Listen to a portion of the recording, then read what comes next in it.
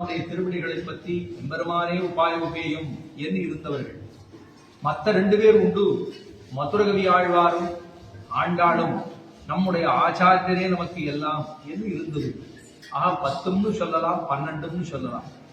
அதிலே நம்மாழ்வார் சரணாகதியை அனுப்பித்தார் என்று பார்க்கிறோம். இந்த திவ்யதேசமே திருக்குருகூர் சொல்லப்படுகிற இந்த திவ்யதேசம் ஸ்ரீவைகுண்டத்துக்கு சமம் அப்படின்னு சொல்லப்படுகிற உயர்ந்த விஷயம். நாம இருப்பதே ஸ்ரீவைகுண்டம் போலத்தான் ஆழ்வாருடைய இருக்கக்கூடிய வாசஸ்தானம். உண்டோ வைகாசி சாகத்துக்கு ஒப்பொரு நாள், உண்டோ சடகோபருக்கு ஒப்பொருவர், உண்டோ தருவாய்மொழி கொப்பு தென் முருகை குண்டோ ஒரு பாரதனில் ஒப்புமோ என்று மணவாள மாமிகள் தெரிவிக்கிறார். வைகாசி சாகத்திற்கு ஒப்பான ஒரு திருநாள் தான் உண்டா? உண்டோ சடகோபருக்கு ஒப்பொருவர், சடகோபன் சொல்லப்படுகிற நம்மாழ்வாருக்கு ஒப்பு உண்டா? அவர் அனுகிரகித்து போன்ற திருவாய்மொழிக்கு ஒப்புதான் உண்டா? தென்குருகைக்கு உண்டா? இந்த 3க்கும் ஒப்பிருந்தாலுமோ திருக்குருகூர் சொல்லப்படுகிற இந்த திவ்ய கஷேத்திரத்துக்கு ஒப்பு இருக்க முடியும். அப்படி இருக்க முடியாது என்பதைத்தான் மணவாள மாமணிகள் திருடமாக நமக்கு உபதேசம் பண்ணுகிறார் ஆழ்வாருடைய அவதாரத்தை. இந்த ஆழ்வார் சரணாகதியிலே, அதாவது சாஸ்திரங்கள் சொல்லுகிற சரணாகதி, யோ பிரம்மாணம் விததாதி பூர்வம் யோவை வேதாஞ்ச பிரயோகிதஸ்மி தம்மதேவம் ஆத்ம புத்தி பிரகாசம் முமுக்ஷுருவை சரணமகம் பிரபத்தியே என்று சொல்லுகிறது. முமுட்சுக்கள் மோட்சத்திலே ஆசை இருக்கக்கூடியவர்கள் அவள்லாம் என்ன பண்ணணுமா?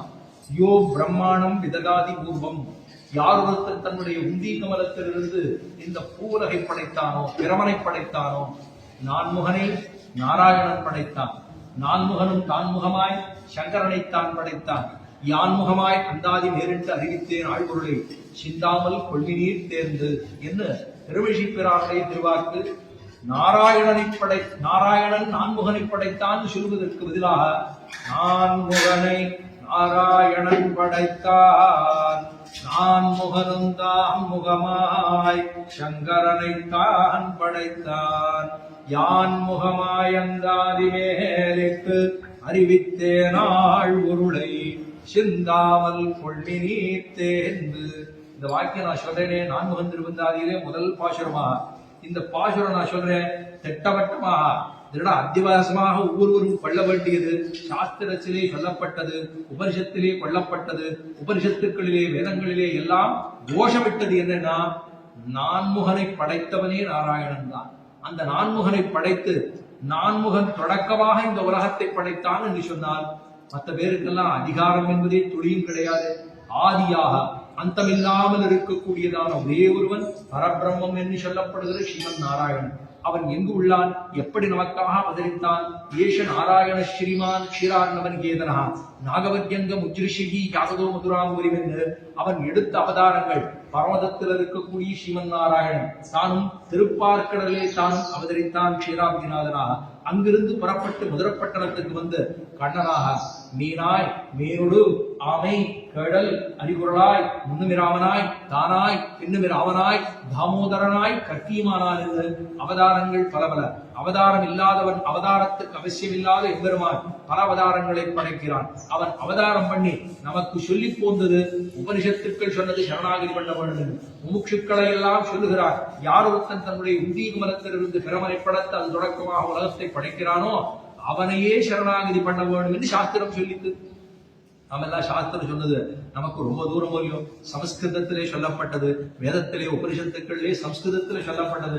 ஆறுக்கதை சொல்லி அதனாலே ஆழ்வார்கள் அத்தனை பேரும் அவதாரம் பண்ணது அவை எல்லாவற்றையும் தமிழிலே சொல்ல வேண்டும். தமிழ்ல சொன்னாதானே சாமானியர்களும் பாமரர்களும் தெரிந்து கொள்ளும்படியாக இருக்கும். அதுக்காக அவதாரம் பண்ணதுதான் ஆழ்வார்களுடைய அவதாரம். அதைத்தான் ஆழ்வார் அவதாரம் பண்ணி சரணாகதி சாஸ்திரத்தை தெளிவாக சொன்னார் தன்னுடைய பிரபந்தத்தில்.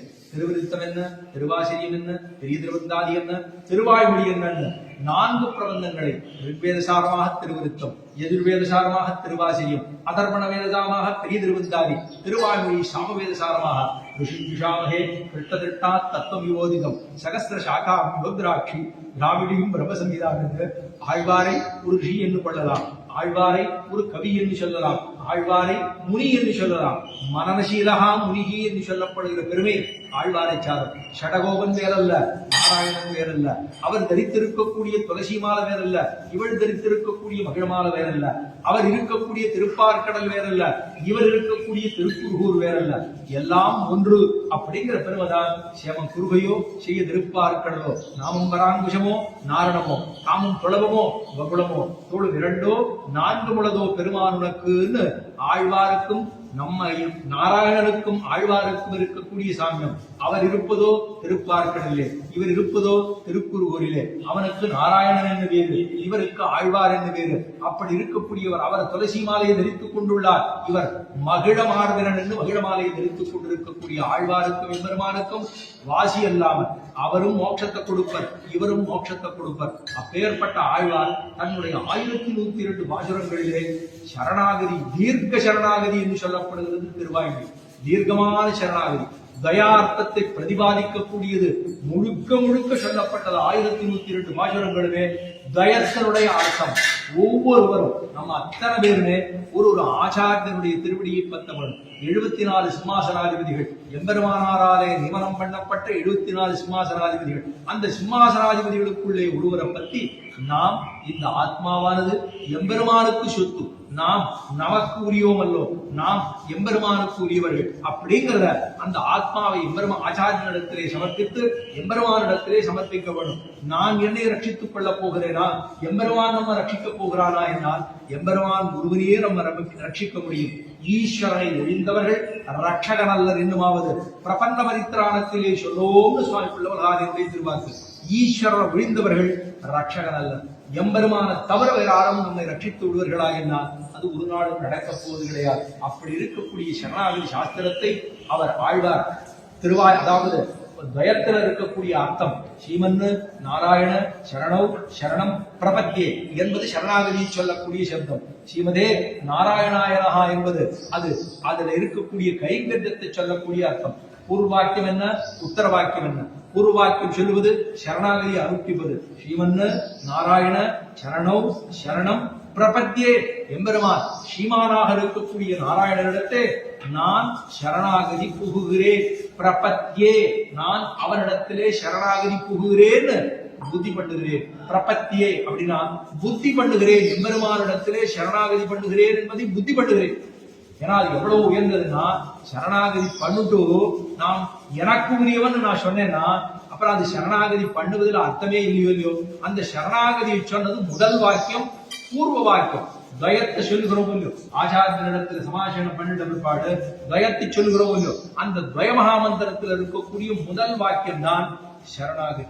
இரண்டாவது வாக்கியம் அது சரணாகதிக்கு அதை செய்த பிற்பாடு என்ன செய்யணும் அப்படின்னா, மோட்டோலையை பார்த்துன்னு உட்கார்ந்துட்டு போறோமா அல்ல, நாம் கைங்கரியம் பண்ண போகிறோம். அந்த கைங்கரியம் யாருக்கு?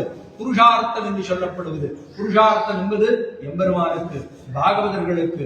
பகவத் சேஷத்துவம் என்ன, பாகவத சேஷத்துவம் என்ன என்று பகவானுக்கு பண்ணுவது, பாகவதர்களுக்கு பண்ணுவது, ஆச்சாரியர்களுக்கு பண்ணுவது, ஆழ்வார்களுக்கு பண்ணுவது, ஆனால் பாகவதர்களுக்கு பண்ணுவது என்று இந்த கைங்கரியமே புருஷார்த்தம் என்று கொள்ளப்படுகிறது. புருஷனாலே அர்த்திக்கப்படுவது. புருஷன் புருஷன் சொன்னா ஏதோ புருஷன் ஆன்மகனை சொல்றார் அப்படிங்கிற அர்த்தம் அல்ல.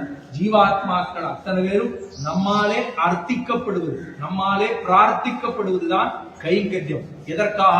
நாம் இங்கிருந்து அச்சிராதி மார்க்கத்தை பெற்று இந்த ஆத்மா புறப்பட்டு அச்சிராதி மார்க்கத்தை எடுத்து நேரே வைகுந்தத்துக்கு சென்று அவானவனாலே நமக்கு அக்கறையிலே விடப்பட்ட பிற்பாடு நாம் பகவானுடைய திருத்தொடைகளிலே ஏறி அமரப் போகிறோம். அவர் ஆறு, இது யாரு என்று கேட்கப் போகிறார். கோசி என்று கேட்க ஆம் பிரம்மாஸ்மி என்று சொல்லப் போகிறோம். சொன்ன பிற்பாடு என்ன பண்ண போறோம் அப்படின்னா, அவருடைய திருவடிகளுக்கு நித்தியமான கைங்கரியத்தை பண்ண போகிறோம். அதற்காகத்தான் நமக்கு இல்லைன்னா தெரியாது, ஒரு ஜந்துவாக பிறந்தோம், ஏதோ ஒரு விலங்காக பிறந்தோம், ஒரு பட்சியாக பிறந்தோம்னா நமக்கு துவய மகாமந்திரத்தை சொல்லதான் முடியுமா? திருமந்திரத்தை கேட்கதான் முடியுமா? சரமஸ்லோகத்தை அனுஷ்டிக்கதான் முடியுமா? எதுவுமே பண்ண முடியாது. ஆனா பிறந்ததோ உயர்ந்த ஜன்மாவா, அதுவும் அணிதறிது மானிடராய் பிறத்தறிது, கூன் குருடு பேடு நீங்கி பிறத்தறிதுன்னு சொல்லுவது போல நாம் பிறந்ததே மனுஷனா பிறந்ததை விட ஸ்ரீவைட்டவனா பிறந்தோம். ஸ்ரீவைட்டவனாக பிறந்த பிற்பாடு பகவான நாம் உபாசிக்கவில்லை அப்படின்னு சொன்னா பிறந்ததனுடைய பயனே இல்லாமல் போகும் அல்லவா? விசித்ரா தேக சம்பத்தி ஈஸ்வராய நிவேதிதும் பூர்வமேவ கதா பிரம்மன் ஹஸ்தபாகாதி செய்யுதாயின்னு சொல்லுகிற பிரமாண வாக்கியத்தின்படி கண்ணு கொடுத்து, கை கொடுத்து, கால் கொடுத்து, உடம்பு கொடுத்து, புத்தி கொடுத்து, இவையும் கொடுத்த எம்பெருமான் நம்ம அவனுக்கு கைங்கரியத்தை பண்ணவில்லை என்று சொன்னால் அவனுடைய திருவுள்ளம் தான் எத்தனை நொந்து போகும். நமக்கே இப்ப கை தூக்க முடியல அப்படின்னு சொன்னா இந்த கையை பார்த்து நம்ம கோபம், கை பெருசா இருக்கு, கையை நம்மளால தூக்க முடியல, கால் நல்லா தானே இருக்கு, நடக்க முடியவில்லையே, உட்கார்ந்தால் எழுந்திருக்க முடியவில்லை அப்படிங்கிற துக்கம் இந்த கால் தான் என்ன படாத பாடுபடுது இனி சொல்ல முடியும். இந்த கால் நம்முடைய இந்திரியங்கள் நமக்கு உதவாத போது நமக்கு எத்தனை ஒரு கோபம் ஏற்படுது. எம்பெருமானுடைய திருவேலியில் இருக்கக்கூடிய அத்தனை அவயவங்களாக இருக்கக்கூடியவர்கள் நாம், ஜீவாத்மான்னு சொல்லப்படுகிற நாம் கௌஸ்துவைய சாரமா, பெருமானுடைய கௌஸ்துவத்தினுடைய சாரமாக ஜீவாத்மாக்கள் அத்தனை பேரும் போய் அங்க போய் உட்காரணும். பிராட்டிக்கு நமக்கும் சாமியம் என்கிற அளவுக்கு நமக்கு பெருமை. ஜீவாத்மா முக்தனாக மாறின பிற்பாடு பெருமானுடைய திருக்கமலம் அந்த ஹிருதயத்திற்குள்ள இருக்கக்கூடிய கௌஸ்துவம் இருக்கக்கூடிய அதுக்கு மேல இருக்கக்கூடிய பிராட்டியினுடைய இடத்துல அந்த இடத்துல ஒவ்வொரு ஜீவாத்மா உட்காரணும்னா பெருமாளுக்கு போனதா இந்த பரமாத்மா நம்ம இருக்கோம். ஜீவாத்மாக்கள் நம்ம சொல்லபடி கேட்கலன்னா பகவானுக்கு எத்தனை திருவுள்ளம் நொந்து போகும். அதைத்தான் சொல்றார்.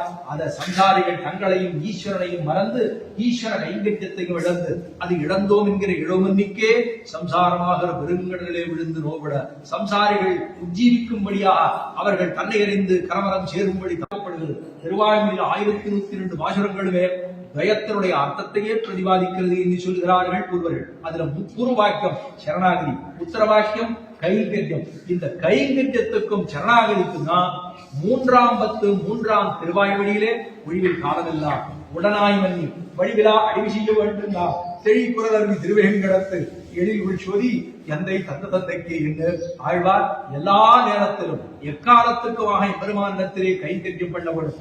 கைங்கிறது முதல்ல வச்சுட்டார். சரணாகதி தானே பூர்வாக்கியத்தில் முதல்ல சொல்லப்பட்டிருக்கு, அதைத்தானே சொல்லணும். முதல்ல அதை சொல்லவில்லை, கைங்கரியம். அந்த கைங்கரியத்தை முதல்ல சொல்றார். பகவானுக்கு என்ன பண்ணணுமா?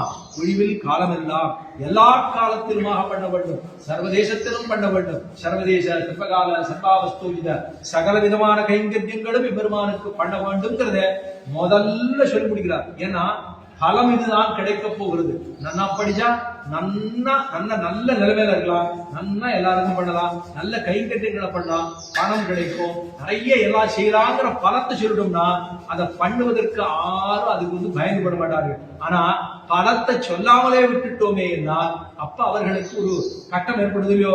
முதல்ல பலத்தை சொன்னார். கைங்கரியமே புருஷார்த்தம் என்பதை முதல் பதிகத்திலே ஈசன் வானவத்தியம்பன் என்றார். அது தேசமோ திருவேங்கடத்தான் ஈசனே நிறவொன்னுமிலே என்கள் பாசம் வைத்த வரம் சுடர் சோதிக்கேங்க ஒழிவில் காலமெல்லாமலே ஆழ்வார் முதல்ல தயத்திலே சொல்லப்பட்ட கைங்கரியத்தினுடைய அர்த்தத்தை முதல் 3 திருவாய்மொழியே சொன்னார்.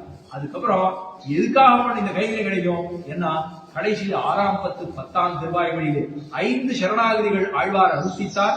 5 7 5 8 5 9 5 10 முதல்ல வானமாமலை தெய்வநாயக பெருமானிடத்திலே நோத்த நோன்பிலேங்கிற பதிகத்தாலே, 2வது 6வதே என்று திருக்குழந்தை எம்பெருமானிடத்திலே, 3வது மானநோக்கு நல்லீர் என்று திருவள்ளவாழிலே, 4வது பிறந்தவாறும் வளர்ந்தவாறும் பெரிய பாரதம் கை செய்து ஐவருக்கு திறங்கள் காட்டிவிட்டு செய்து போற மாயங்கள் நிறந்த நூடுபுக்கு எனது ஆவியை நின்று உருக்கி உண்கின்ற அச்சிறந்தவான் சுடரே உன்னை எண்ணுகொள் சேர்வதுவே என்று 8அவதார தசையிலேயே சென்றார். அங்கேயே சரணாகதி அனுப்பித்தார். எம்பெருமான் அவருக்கு அனுகிரகம் புரிந்தானா என்னால் இல்ல. 5 7 8 9 10 பதிகங்கள் 4 10 பாசுரங்களாலே சொன்னார். அதுக்கப்புறம் 6 1 2 3 4 5 6 7 8 9 10 என்று கடைசி 6 10 திருவாய்மொழியில தான் சரணாகதி அனுஷ்டித்து முடிக்கிறார். புருஷகாரத்தை முன்னிட்டுக் கொண்டு. ஏன்னா இந்த 4 சரணாகதிகள் தாயாருடைய சம்பந்தத்தோடு நடந்ததால் அதற்காகவே அலர்ந்து அங்க உடமாறுவா என்று திருவேங்கடமுடையானிடத்திலே உலகமுண்ட வருவாயா உலகில் ஈட்டி அம்மானே நிலவும் சுடர் சூழொளி மூர்த்தி நெடியாய் அடியேனாருகிறே திறத உலகுக்காய் என்ற திருவேங்கடத்தின் பெருமானே உலகருடைய குணவாதம் கூடுமாறு கூறாயே என்று அடிக்கு அமர்ந்து புகுந்து அடியீர் வாழ்வின் என்னென்ன அருள் கொடுக்கும் பழிக்கேடில்லா பெருமானே வடக்குருகூர் செலவோவர் குடிப்பாக 1000 முடிப்பான் அடிக்கு அமர்ந்து புகுந்தே என்று அவருடைய திருவடிக்கு கீழே அமர்ந்தார் புகுந்தார் சொல்கிறோம். அந்த சரணாகதி தான் புருஷகார பூதையாக இருக்கக்கூடிய அரண்மேன்மங்க தாயார முன்னிட்டு கொண்டு செய்த சரணாகதி. அதனாலதான் தாயாருடன் சேர்ந்து இருக்கக்கூடிய எம்பெருமான் ஏகாயன நாராயணனா வெறும் நாராயணனா ஸ்ரீமன்னு நாராயணன். அந்த ஸ்ரீ என்கிற அந்த சப்தத்தோடு இருக்கக்கூடிய சம்பிரதாயம் வைஷ்ணவ சம்பிரதாயம் என்று சொன்னால் ஒத்துக்கொள்ள முடியாது. ஸ்ரீ வைஷ்ணவ சம்பிரதாயம் என்று சொல்ல வேண்டும். நீங்களாம் நம்மளை பார்த்தா சில பேர் சொல்லுவாங்க, நீங்களாம் வீர வைஷ்ணவாளா அப்படின்னு கேட்பாங்க. வீர வைஷ்ணவர்கள் என்றால் நம்ம இடத்துல நம்ம என்ன வில்லு வேலு கப்பு கதரா இதெல்லாம் வச்சுட்டு போவாங்க. வீர வைஷ்ணவர்கள் என்பது வேறேதும் இல்லை, நாம் எப்படி இருக்க வேண்டும் என்று பிள்ளவலகாரியர் தெரிவிக்கிறார். ஆக கைங்கரியத்தை முதல்ல சொன்னார், சரணாகதியை அப்புறம் சொன்னார். அந்த கைங்கரியத்துக்கு தான் இத்தனை பேரும் வந்து இந்த சன்னிதியில சுவாமியினுடைய திருவடி வாரத்திலேயே அத்தனை கைங்கரியத்தையும் பண்றோம். சுவாமியுடைய நியமனம் தான் அடிய வந்து இந்த இருக்கிறவாள் கோட்டிக்கு 2 வார்த்தைகள் சொல்ல வேணும், கைங்கரியத்தினுடைய ஊத்தத்தை சொல்ல வேணும். சமாசிரணம் பஞ்சசம்ஸ்காரம் என்று எம்பெருமானாராக நியமனம் பண்ணப்பட்ட 74 சிம்மாசனாதிபதிகளிலே ஒருவரிடத்தே பஞ்சசம்ஸ்காரம் ஸ்தாபகா புன்றஹா ததா நாம மந்த்ரோ யாகஸ்ய பஞ்சமஹா என்று சங்கு சக்கர லாஞ்சனங்கள் அவர் குறிக்கிறார். அதற்கு பிற்பாடு ஊர்த்த புன்றங்களை, இந்த புன்றங்களுக்கு இது என்ன பேருனா திருவெண்காப்பு என்பது கீழிருந்து மேலாக இட்டுக்கொள்ள வேண்டும். நமக்கு கை வலிக்கிறதுக்காக மேலேருந்து கீழே இழுக்கப்படாது, கீழேருந்து மேலாக இழுக்க வேண்டும். இந்த கையில நமக்கு இழுக்கிறதுங்கிறதுக்காக இப்படி இழுக்கப்படாது, கீழேந்து மேல எடுக்க வேண்டும். இதற்கு ஊர்த்த குன்றம் என்று பேர்.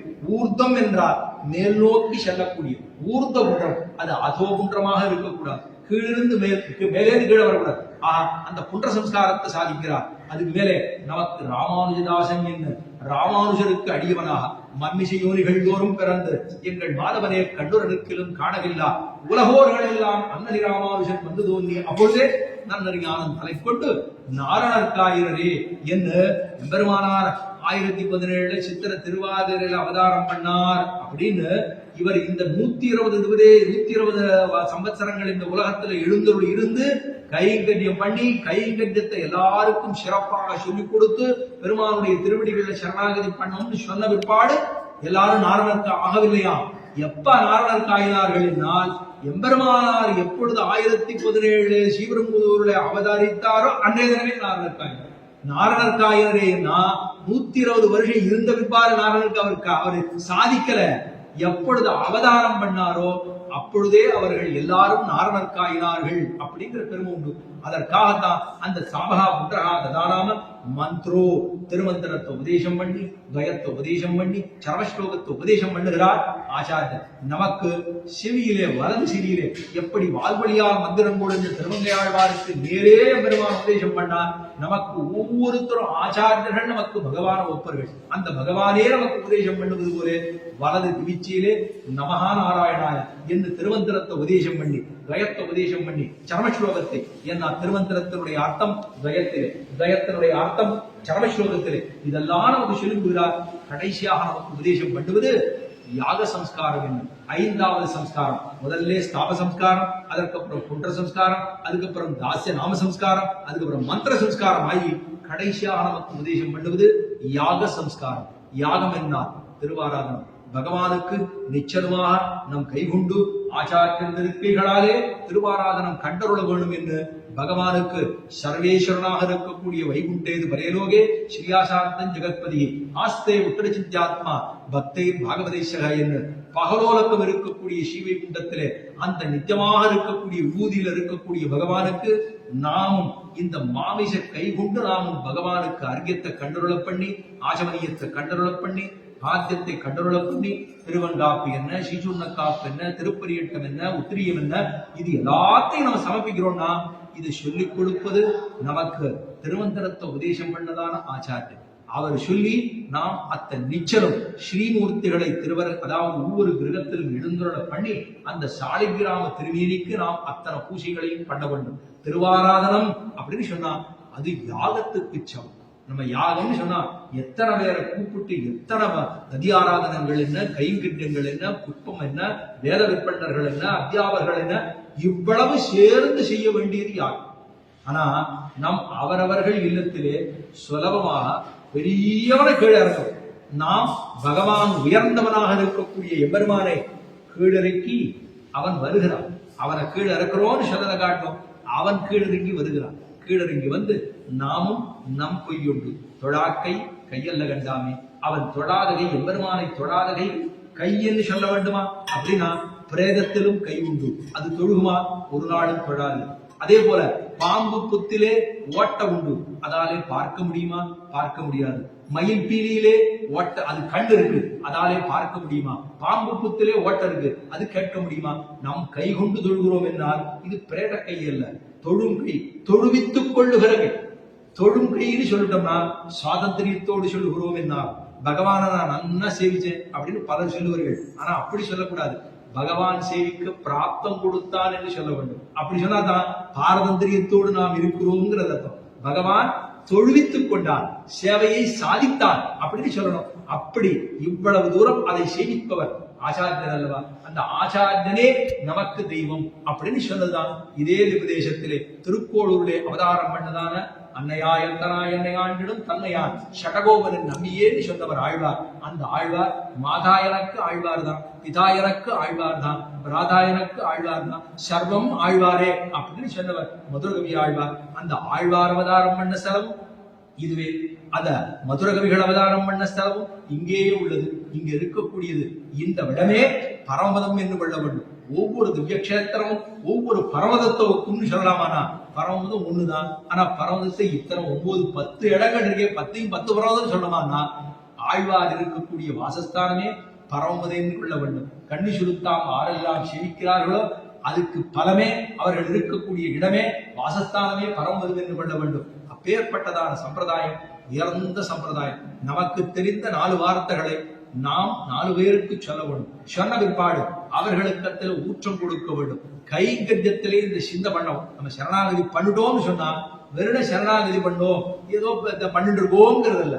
நாம் அதை பண்ணி அது எங்க உந்தி தள்ள வேண்டும்னா அது பிரீதிகாரித கைங்கரியத்திலே உந்த வேண்டும், பிரீதியோடு பண்ண வேண்டும். பிரீதிகாரித கைங்கரியத்திலே சென்று நித்தியமாக செய்ய வேண்டும். இங்கு இருக்கக்கூடிய நாட்களிலே இருக்கும் நாள் உகந்து அருளின நிலங்களிலே பிரபடனாய் குணானுவ கைங்கரியங்களே போதுபோக்காயும் சிதாசாய் மல்லவராதிசதா புறம் உண்டான 10 கிளைகளைய வாசனையுடைய விடுகையும் எம்பெருமானையே தஞ்சம் என்று பத்துகையும் பேரு தப்பாதென்று துணிந்திருக்கையும் பேத்துக்கு துணிக்கையும் இருக்கும் நாள் உகந்து அருளின நிலங்களிலே பிரபடனாய் குணானுபவ கைங்கரியங்களே பொதுபோக்காக இருக்கணும். எங்கெங்க உபதேசங்கள் இருக்கோ அங்கெல்லாம் நம்மால் முடிந்த போது நான் கிளருடைய இளமை கெடுவதன் முன்னம் வளருடிமாயோ மருவிய கோயில் வளரிடம் குடிஷு மாலிவும் சோலை தளர்விலராயும் சால்வதி செதிரே எல்லாம் நல்லா இந்திரியங்கள் நல்லா இருக்கும்போது தானே போக முடியும். வயதான பிற்பாடு போக முடியுமானா போனதை ஆசை போட வேண்டாம் முடியும் கடைசியில. ஆனா இப்ப முடிகிற பொழுது இந்திரியங்கள் நன்னாக இருக்கிற பொழுது போய் நம்மால் முடிந்த கைங்கரியங்களை அவசியமாக செய்ய வேண்டும். அதைத்தான் இருக்கிற நாள்ல உகந்து அருளின எம்பெருமான் உகந்து எழுந்தோடு இருக்கக்கூடிய உபதேசங்களுக்கு சென்று உகந்த அருளின நிலங்களிலே பிராவண்யத்தோடு செல்ல வேண்டும். பிராவண்யத்தோடு அன்போடு பிரீதியோடு உந்தித்தள்ள செல்ல வேண்டும். உகந்த அருளின நிலங்களிலே பிரவனாய் குண அனுபவ கைங்கரியங்களே பொதுபோக்காக இருக்க வேண்டும். குணானுபவம் எம்பெருமானுக்கு இருக்கக்கூடிய கல்யாண குணத்தை அளக்க முடியாதுன்னு சாஸ்திரம் சொல்லுது. ஆனா அந்த குணங்களிலே ஈடுபட வேண்டும். எம்பெருமான் எவ்வளவு உயர்ந்தவன், நான் எவ்வளவு நீச்சன். ஆழ்வார் சொல்லுகிறார் நீச்சனேன் நிறை ஒண்ணுமில்லேன்னு ஆழ்வார். நம்ம என்ன சொல்லணும் அப்படின்னா நீச்சத்துக்கு எக்ஸ்ட்ரீம் எல்லாம் நம்ம தான் அப்படின்னு தான் நம்ம சொல்லிக்கணும். அவ அந்த கைங்கரியத்தை உந்தி தள்ளும்படியா கைங்கரியமே பொழுதுபோக்காக இருக்கணும். எம்பெருமானை பத்தி கேட்பதே நமக்கு பொழுதுபோக்காக இருக்கணும். பொழுது போலேன்னு சிறு குழந்தைகள் சொல்லும். அப்பதான் நம்ம சொல்லுவோம் பொழுதுபோக்கு வாசித்தும் கேட்டும் வணங்கி வழிபட்டும் பூசித்தும் போக்குவேன் போதுன்னு திருவள்ளுவர் தெரிவிக்கிறார். வாசித்தும் பகவானுடைய விஷயங்களை வாசித்தும் கேட்டும் அவனுடைய விஷயங்களை கேட்டும் வாசித்தும் கேட்டும் வணங்கி வழிபட்டும் எம்பெருமான போய் விதேசங்களுக்கு சென்று வணங்கி வழிபட்டு பூசித்தும் போக்குவேன், பூசணம் பண்ணித்தான் நாம் புது போக்க வேண்டும் அப்படின்னு சொல்லணும் அந்த குழந்தைகளுக்கு. அப்பேற்பட்டதான உயர்ந்த விஷயம் ஸ்ரீவைஷ்ணவ சம்பிரதாயம் என்று சொன்னால் பகவானுக்கு சேஷத்தத்தை தெரிவித்து பாகவதர்களுக்கு சேஷத்தத்தை தெரிவித்து பகவத சேஷத்த ஞானம் அப்படிங்கிறது உயர்ந்ததான், பாகவத சேஷத்த ஞானம் என்பது உயர்ந்ததானா? பாகவத சேஷத்த ஞானம் என்பது பகவத் சேஷத்தத்தை காட்டிலும் உயர்ந்ததுன்னு சொல்கிறார்கள் நம்ம சம்பிரதாயத்தில். அதனாலதான் ஆழ்வார் சாதிக்கும் போதே பக்தாமிர்தம் விஸ்வஜனானும் மோதனம், பக்தர்களுக்கு தொண்டர்க்கு அமுதுள்ள சொல் மாலைகள் சொன்னேன். தொண்டர்க்கு அமுதுன்ன சொல் மாலைகள், தொண்டர்களுக்கு அமுது. அமுதம்னா இது சாப்பாடானா இது திருக்கணமது அல்ல, இது அமுதம். எற்றைக்கும் திருக்கணம்னா இப்போ ஒருவேளை சாப்பிட்டா சரியா போகும். அதுக்கப்புறம் அமுது தொண்டர்க்கமுதுன்னு சொல்மார்கள் சொன்னேன்னு அத்தனை பிரபந்தங்களையும் பாதுகாப்புகளையும் ஆழ்வார் கொடுத்துள்ளார். இவ்விடத்துல சுவாமி நியமனம் பண்ணார், இவர்களுக்கு இந்த சரணாகதி பஞ்சசம்ஸ்காரத்தை எப்படி சாதித்துக் கொள்ள வேண்டும் அப்படின்னு அவர் எல்லாரும் போட்டியாருக்கு சொல்லணுமா. ஏன்னா அவர் இது வரைக்கும் சொல்லவே இல்லையா. அவர் சொல்லணுங்கிறதுக்காக அவருக்கு சொல்லி இங்க இருக்கிறவாளுக்கு கைங்கரியத்தினுடைய முக்கியத்துவத்தை சொல்ல வேண்டும் அப்படின்னு சுவாமியுடைய திருவாக்காலே மலர்ந்து அருளினார். அவருடைய கிருபையாலே இது ஒரு 2 வார்த்தை இந்த போட்டியிலே சொல்லுவதற்கு ஒரு பிராப்தம். இந்த சன்னிதியிலே இந்த மடத்துல அவருக்கு சுவாமியுடைய அந்த வாசஸ்தானத்திலேயே சொல்லக்கூடிய ஒரு பிராப்தம். இந்த பக்தர்களை பார்த்து அவர்களை சொல்ற போதே நமக்கே ஒரு ஆர்ப்பாரம் வந்துடுது. அதாவது சமுத்திரத்துல அலை அடிக்குதுன்னா மக்கள் இருந்தா தான் அலை நிறைய அடிக்கும். இப்போ நமக்கு இந்த பாகவதர்களை பார்த்ததுக்கு தான் ஏதோ 2 வார்த்தை சுவாமி சொன்ன உடனே சொல்ல முடியுமான்னு யோசனை பண்ணோம். இதுக்கு பார்த்த உடனே சரி சொல்லலாம் அப்படின்னு அதை சொல்லக்கூடிய பிராப்தத்தையும் கொடுத்தவர்கள் பாகவதர்களே அப்படிங்கிறத இந்த கோட்டியிலே சொல்லிக்கொண்டு ஆழ்வார் திருவடிக்கு பல்லாண்டு பாடி ஸ்ரீநகர்யாம் மகாபுரியாம் தாமிரபர்ணித்துரேதரே திந்திரடி மூலதாம்னே ஷடகோபாய மங்களம் ஸ்ரீமதாதி ஸ்ரீரங்கநாதாய கலிவரிணே சதுஷ்க விப்ரதானாய பரகாலாய மங்களம் ஸ்ரீமன் மகாபூதபுரே ஸ்ரீமத் கேசவயஜ்ஞனா காந்திமத்யாம் பிரசூதா யதிராஜாய மங்களம் மங்களாசாசனவரே மதாச்சாரிய புரோகமே சர்வைசி பூர்வராச்சாரியை சக்ருதாயாஸ்து மங்களம் சொல்லி ஆழ்வார் திருவடிக்கு பல்லாண்டு பாடி பெருமானார் திருவடிக்கு பல்லாண்டு பாடி ஜீர